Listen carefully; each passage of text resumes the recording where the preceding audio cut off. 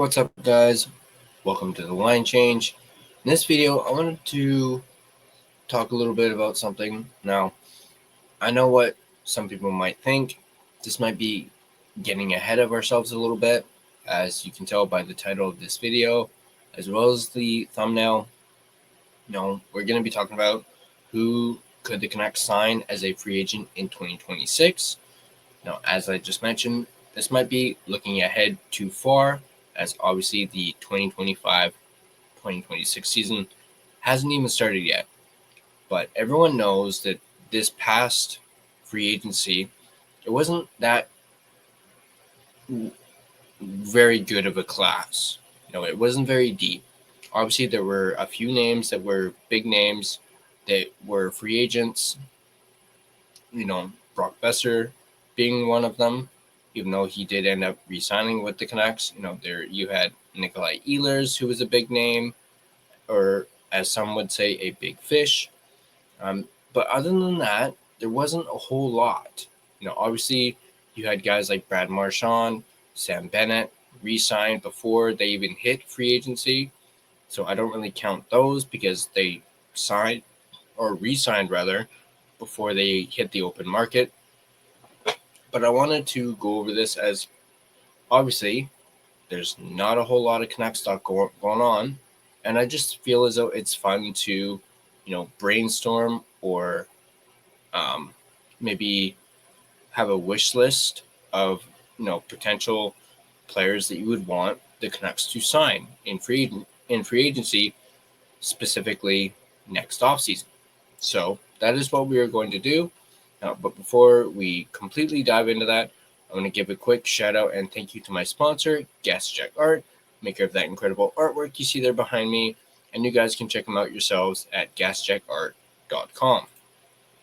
So let's go ahead and dive into this. Now I have selected some names who are free agents in 2026, and I just picked some because I feel as though not only do I like them as a player, but I also do think they could fit with the Vancouver Canucks. But before we actually go over the list of 2026 free agents, I wanted to go over an article that talks about a early look ahead at the Vancouver Canucks' cap space for the 2026 offseason, just so we can get an idea of what their cap space could be looking like, and then we'll look at the 2026 free agents. So this article, of course, written by our friends at Canucks Army, written by Stefan Roget, and he goes on to say the 2025 offseason is mercifully nearing its natural conclusion. Given a month or so, and the Vancouver Canucks and every other NHL team will be back on the ice for their various training camps. Give it 2 months, and the 2025-26 regular season will have already begun. The summer of 2025 has brought change to the Canucks, though perhaps not as much as some were expecting. There's still plenty of time for that to change, but it is increasingly looking as though the Canucks will be pursuing some of their missing pieces well into the season and perhaps beyond, which makes this as fine a time as any to temporarily leave the 2025 offseason behind and take a very early look ahead to the 2026 offseason. And more specifically, how much cap space the Canucks can look forward to having available at that point. Let's take a look at the 2026-27 cap ceiling. The NHL received a $7.5 million cap ceiling increase this offseason, with the ceiling going from $88 million to $95.5 million, and it's set to receive an even bigger increase next offseason, with the ceiling going from $95.5 million to $104 million, a jump of $8.5 million. It's a double-edged sword, really. The Canucks will be glad to have an extra several million to spend. It's just unfortunate that all of their rival teams will receive it too. Let's take a look at some raises incoming, in particular for the Vancouver Canucks. The Canucks signed a number of contracts this offseason, and 2 of them don't officially start until the 2026-27 season, which means that a couple of significant raises are already locked into the 2026 and onward books. As of July 1st, 2026, Thatcher Demko goes from $5 million to $8.5 million, a raise of $3.5 million. Connor Garland goes from $4.95 million to $6 million, and a raise of $1.05 million.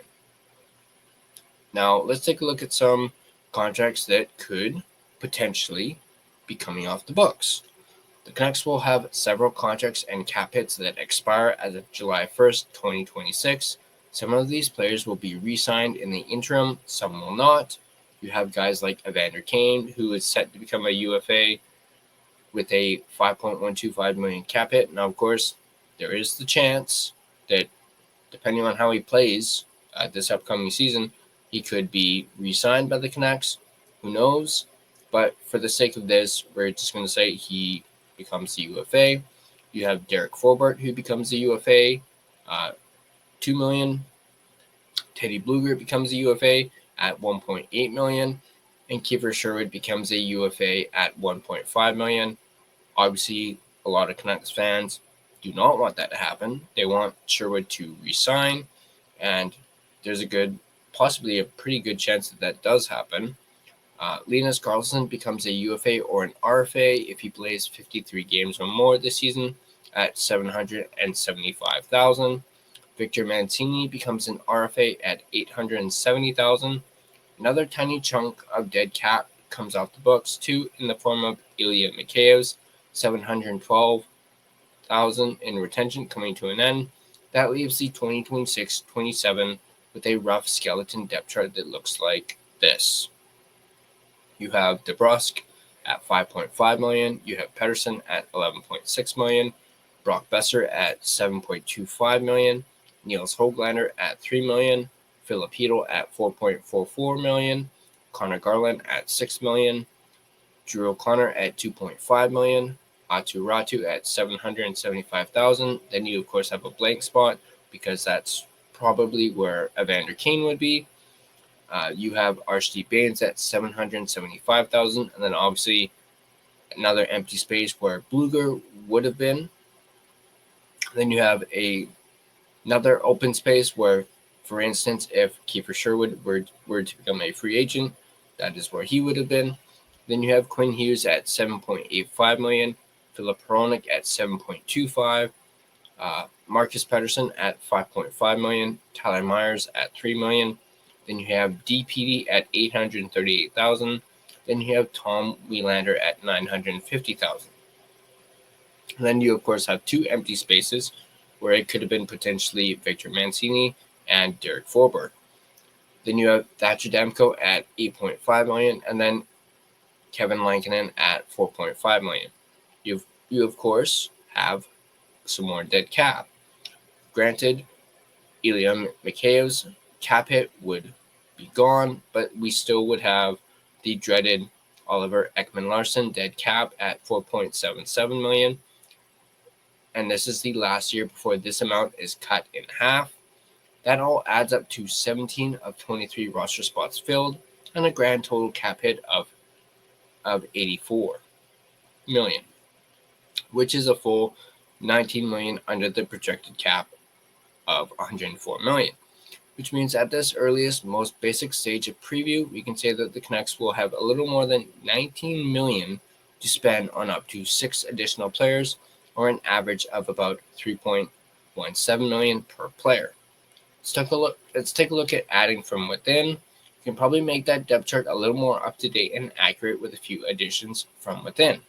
One of those open wing spots should be occupied by Jonathan Lekaramaki by the start of the 26-27 season, at the latest, assuming he's not traded in the interim. He'll be in the last year of his ELC with a cap hit of $918,000. Add Lekaramaki to the books, and the Canucks are left with $18 million to sign up to 5 more players, or about $3.62 million per player. Chances are likely that a few others ELCs can be counted on to bring the overall cost down, to leave more over to be spent on new additions. This might include Kirill Kudryavtsev and Braden Coots. You can probably also count on Mancini's RFA extension not being too pricey either. Just for fun, let's add all 3 to the roster, with Mancini penciled in at a currently generous $1.5 million extension. Worth noting that Max Sasson is another name who should be in the roster mix at this point, especially given that he loses his waiver exemption after this season. But we want to leave 2 open spots for this projection, so we're putting him aside for now. With Lekaramaki, Coots, Kudratsev, and a re-signed Mancini all on the roster, Canucks are now at 21 of 23 roster spots filled and an estimated cap hit of about $89 million. That would leave them with roughly $14.8 million to spend on just those 2 remaining roster spots, or an average of $7.4 million per spot. So in conclusion, the Canucks might not find themselves flush with cap space as of the 2026 offseason, but they should still have more on hand to spend than they have in this current 2025 offseason, even with those 2 raises already on the books. This year, the Canucks were really only able to bring in 1 new player of note in Evander Kane and his $5.125 million cap hit. They sort of had to let Pius Suter go in order to even have that room available. That contrasts sharply with the $14+ million set to become available in 2026, as plenty of cap space to, if they wish to do so, re-sign Kane and to add another 10-ish million forward on top of him. Of course, having that cap space and having something to spend it on are 2 different things. Part of the reason the Canucks can currently count on so much cap space in 2026 is because they haven't spent to the cap in the present day. They're still $3.27 million under the projected cap for 2025-26. Chances are, however, that said cap space gets spent eventually, hopefully on the mega Quinn Hughes extension, which he will be first eligible in the 2026-27 offseason. And depending on the length of the contract involved in that spending, the Canucks could definitely find themselves eating into their 26-27 cap space and beyond well before the 2026 offseason has begun. That's why this is just a very early preview and an extremely rough sketch of what the Canucks will have on hand come the summer of 2026. The time in between will ensure that the reality is at least a little different. So there's that article. I'll leave a link to it in the description down below.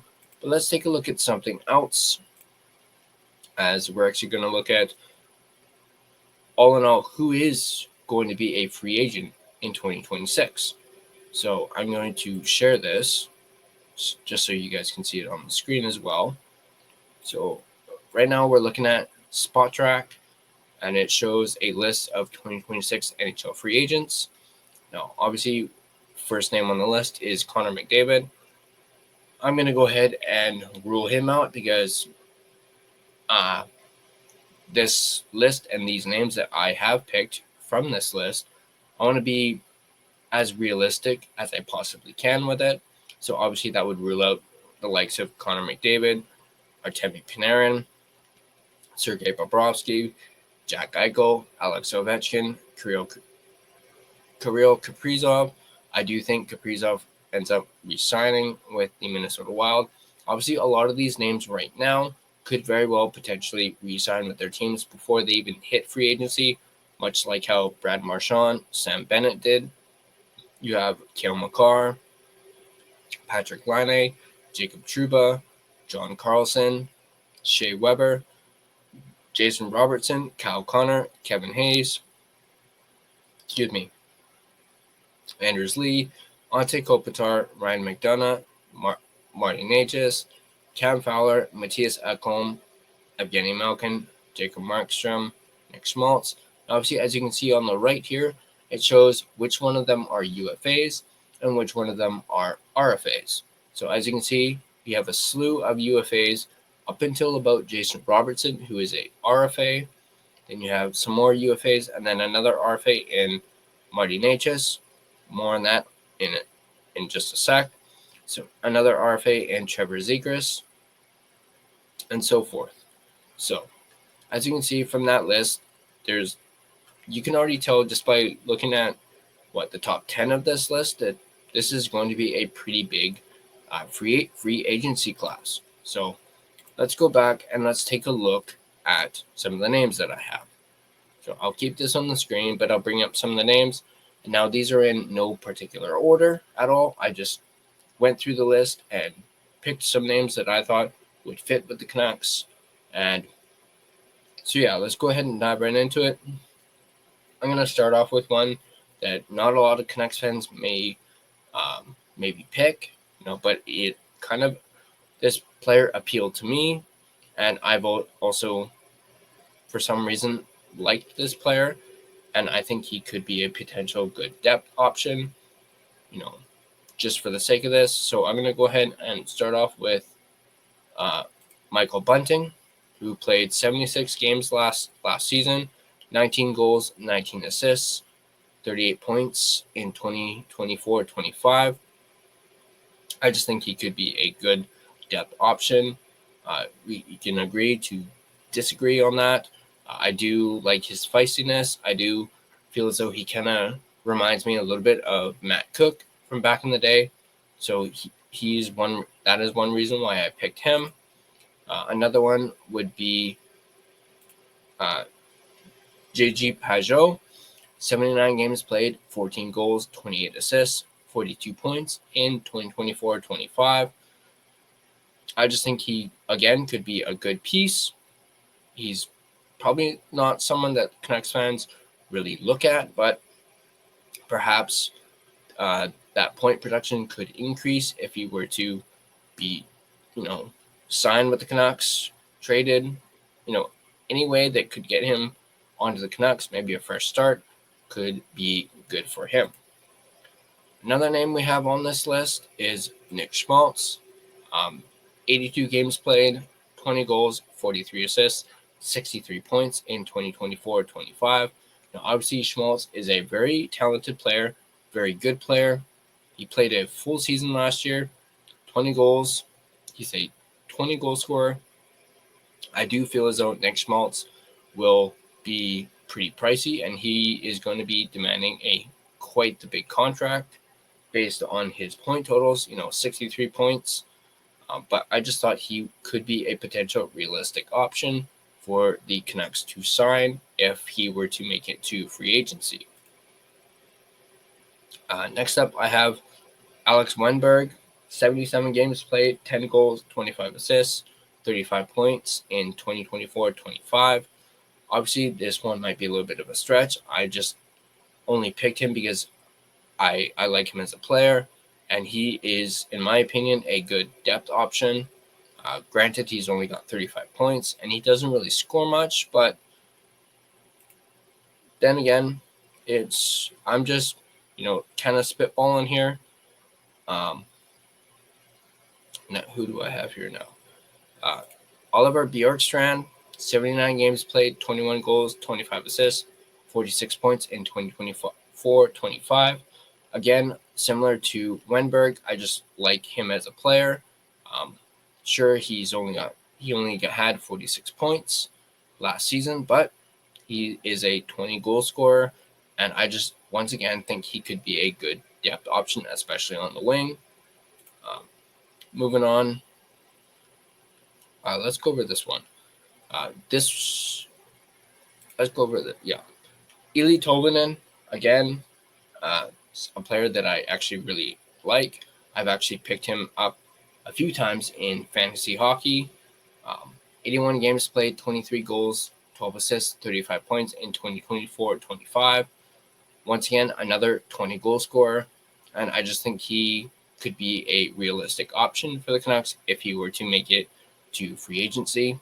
And I also don't think he wouldn't cost too much for the Canucks either. On that note, another one, and this one Canucks fans are going to be pretty familiar with. Andrei Kuzmenko, 66 games played, 11 goals, 26 assists, 37 points in 2024-25. Now, I know what some people might be thinking. Really, Kuzmenko? He's already, been with the Canucks. That ship has supposedly sailed. But this is also, I guess you could say this is borderline realistic. I'm also, if you have been watching this channel, I'm a big Andrei Kuzmenko fan. You can actually kind of see his jersey right there in the background.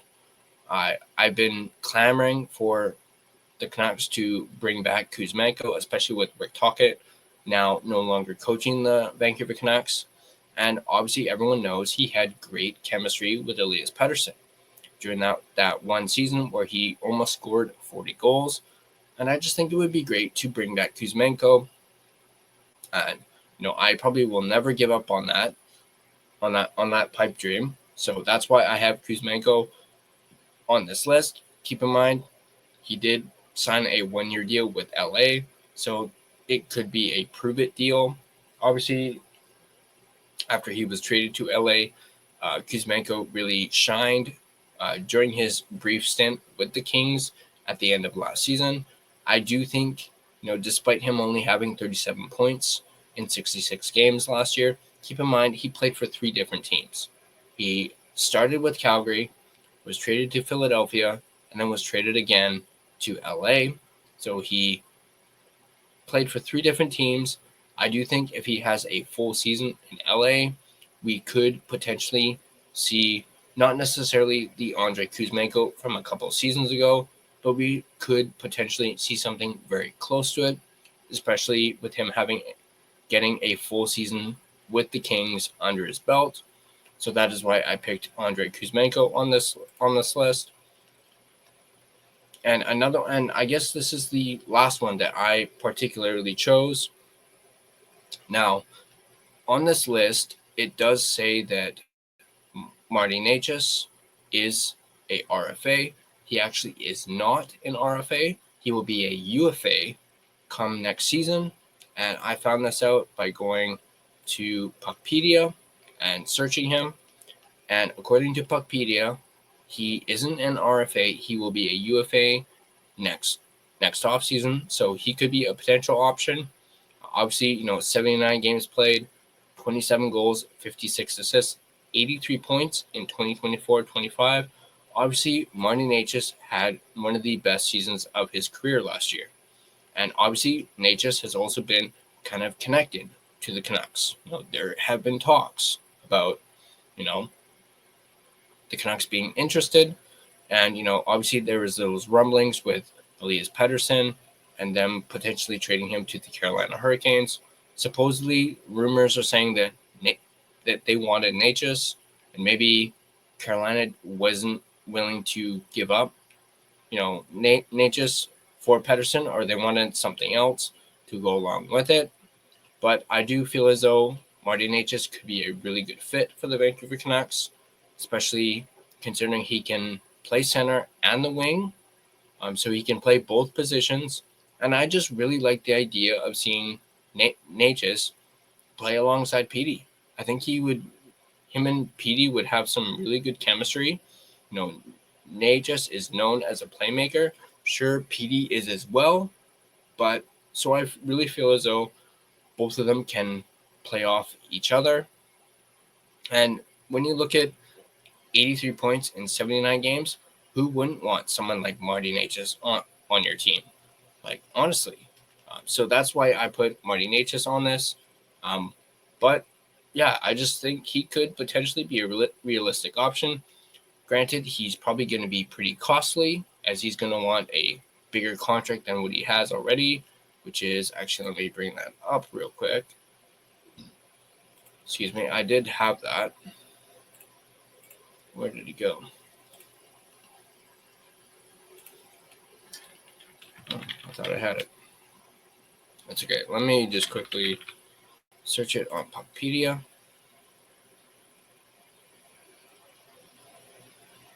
And I'm going to bring this up too, so you guys can see. As you can see here, Marty Necas' current cap hit is 6.5 million. And as you can see here, expiry status says UFA 2026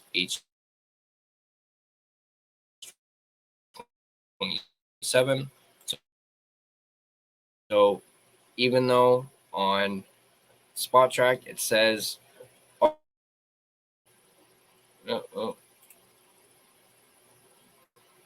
happened? Oh, something happened here.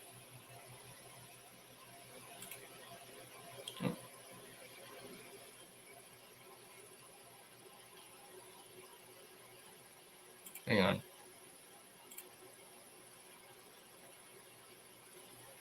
There we go. Sorry about that. I don't know what happened there. So yeah, it says he is a UFA. So yeah, he's making $6.5 million. He's most likely, after the season that he had this past year, going to get a substantial raise. Obviously, that's also going to depend on how he does this upcoming season.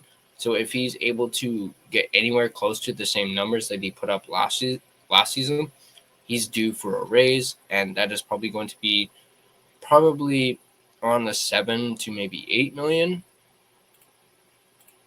range. Probably, we'll see. Who knows? Maybe he'll take the same contract. We don't know. No, we're talking like way in the future, but I could see him getting a substantial raise. But I also see him being a realistic option for the Canucks, especially if they were to pursue that, and especially if they were looking for a quote unquote big fish that isn't named, Connor McDavid or the, top few that are on that list that I showed you guys. I do feel as though Marty Natchez could be that big fish for them, especially with, talking about, them having 14 million in cap space. If you were really wanting to spend, if I were them, it would be Natchez for me. But I want to know what you guys think. Let me know in the comment section down below what you guys think. And as always, if you guys like this video, be sure to hit that like button. And if you want to stay up to date on all your Vancouver Canucks content, be sure to smash that subscribe button and turn on your notifications so you don't miss a single video. You can find us on social media. You can find us on Facebook. Just search The Line Change to find our Facebook page. You can find us on Instagram at The Line Change. You can find us on X at Line Change Van. You can find us on TikTok at The TLC Podcast. You can also find us on Blue Sky at The Line Change. And feel free to give us a follow on all of our social media platforms. If you prefer an audio version of this podcast, you can find us on both Spotify and Apple Podcasts. On Spotify, feel free to give us a follow and rate and review us. It is, of course, greatly appreciated. That's going to do it for me in this video. As always, go Canucks go, and I'll see you guys in the next video.